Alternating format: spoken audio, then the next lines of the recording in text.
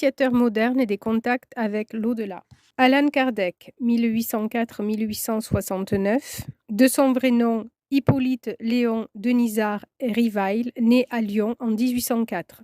Il termine brillamment ses études de médecine avant de se tourner vers la philosophie et la pédagogie, puis de s'établir en Suisse pour travailler aux côtés du professeur Pestalozzi, un des grands noms de l'enseignement au XIXe siècle. De retour à Paris en 1830, Rivail y crée un institut scientifique avec toujours l'enseignement pour vocation première. Marié, travailleur infatigable, en 1849, après divers revers de fortune, il devient professeur de physique et de chimie, tout en continuant à publier nombre d'ouvrages pédagogiques.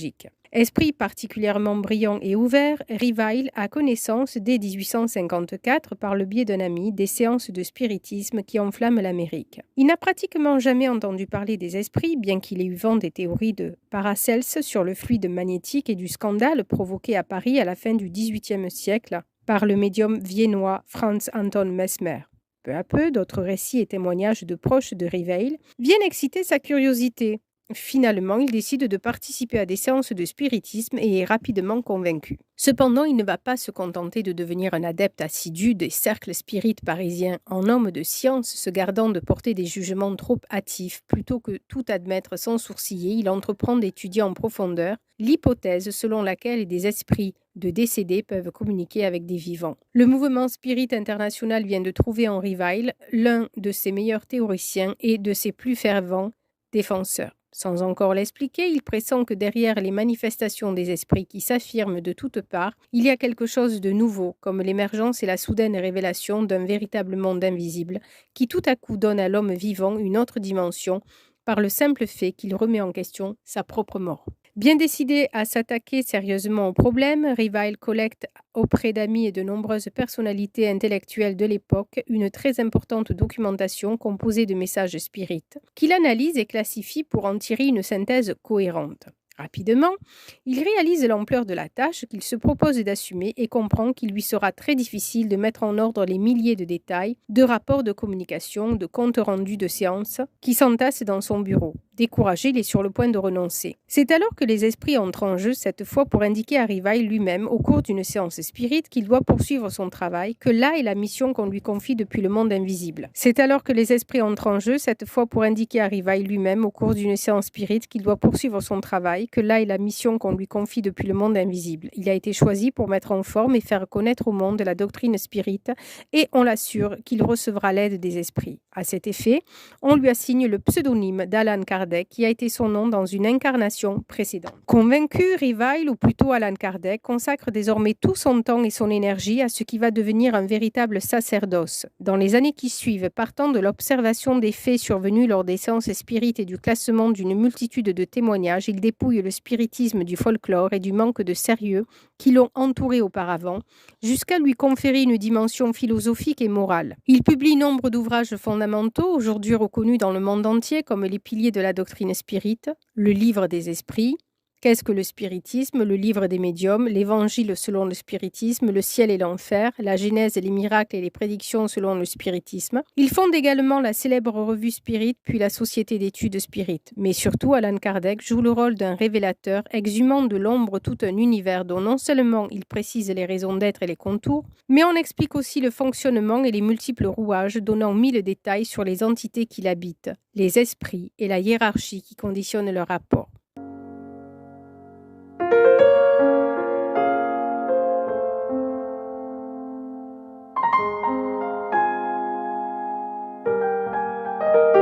Cayce Edgar, 1877-1945.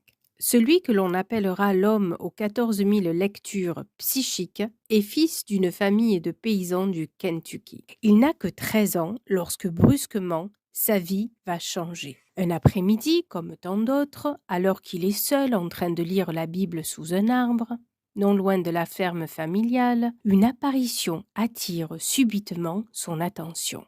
Il s'agit d'une femme qui bientôt s'adresse à lui. Tes prières ont été entendues. Dis-moi quel est ton vœu le plus cher, afin que je l'exauce. Troublé par ce qu'il voit, l'enfant répond comme dans un rêve, « Ce que je désire le plus, c'est de venir en aide à autrui, en particulier aux enfants. » Sans un mot de plus, l'apparition s'estompe et l'entretien se termine aussi soudainement qu'il a commencé, laissant l'adolescent dans une grande perplexité. Ce n'est que plus tard que le jeune Edgar va comprendre qu'en ce jour de 1890, il a vécu l'un des moments les plus importants de sa vie. Dès lors, les phénomènes vont se multiplier. C'est d'abord la faculté d'apprendre le contenu d'un livre en le plaçant sous son oreiller durant une nuit, puis celle de s'endormir et de parler dans son sommeil, pour se prescrire à lui-même un remède après un accident de baseball. Mais Edgar Cayce est religieux, voire même très pieux, et ne sait d'où lui viennent ces étonnants pouvoirs. Durant près de 11 années, il va se méfier terriblement de ce qui lui arrive,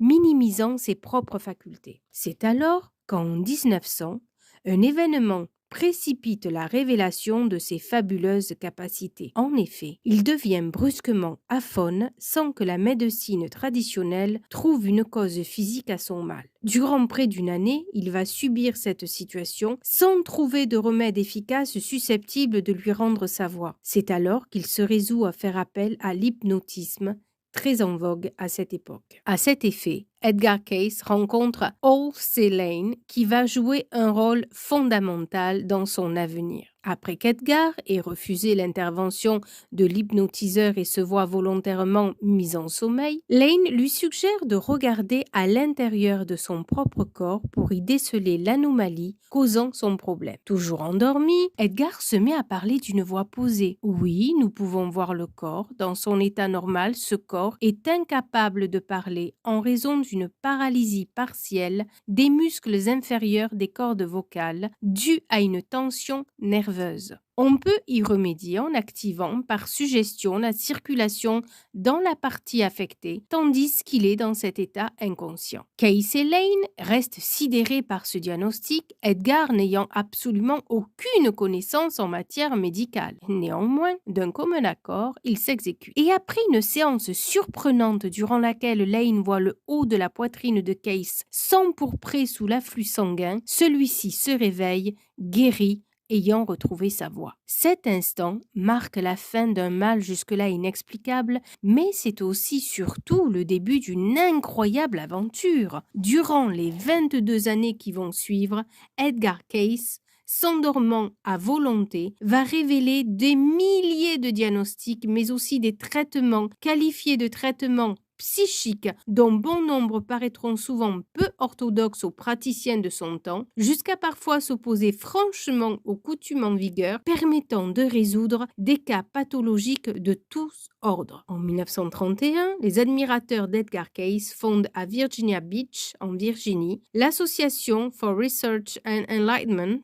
l'ARE, ayant pour objet d'étudier et de préserver ce que l'on ne va pas tarder à considérer comme une œuvre à part entière. Avec le temps, suivant bientôt les conseils d'Arthur Landmers, riche imprimeur de l'Ohio, interrogeant Cayce sur des sujets autres que médicaux, le médium américain va accepter de mettre son étonnant pouvoir au service de la connaissance. Il se hasarde à explorer d'autres univers que le corps humain, tels l'astrologie ésotérique, la nature de l'esprit et de l'âme, l'alchimie, le yoga, la théosophie. C'est ainsi qu'il en vient à découvrir la réalité de la réincarnation, ce qui remet fortement en question sa vision de croyant. Dès lors, ces lectures thérapeutiques vont s'enrichir d'une dimension métaphysique pour arriver finalement à ce qu'il nommera des lectures de vie, évoquant dans le même temps les problèmes physiques mais aussi certaines vies antérieures. L'objet de la lecture était de puiser dans les existences passées des enseignements destinés à améliorer les conditions de la vie présente. Avec pour tout bagage son incontestable don de clairvoyance, sa capacité de voir à distance dans les corps, mais aussi dans le passé et l'avenir, Edgar Cayce donnera plus de 14 000 lectures durant toute sa vie, avant de s'éteindre en 1945, harassé par son activité lourdement accentuée durant la Deuxième Guerre mondiale. Quant à l'explication de ces phénomènes, Cayce affirmait qu'il avait la capacité de puiser à loisir dans ce qu'il considérait comme un esprit transcendantal qu'il nommait la mémoire akashique, sorte de réservoir contenant toutes les connaissances de tous les hommes depuis toujours. L'un des enseignements majeurs que livre Edgar Cayce au terme de son incroyable existence réside peut-être dans le fait qu'en dépit de ses fantastiques pouvoirs, de ses perceptions inconcevables avant lui, il sut rester un homme ordinaire et modeste, bien que très sollicité dans le monde entier. Il est considéré aujourd'hui encore comme l'un des plus grands médiums de notre époque.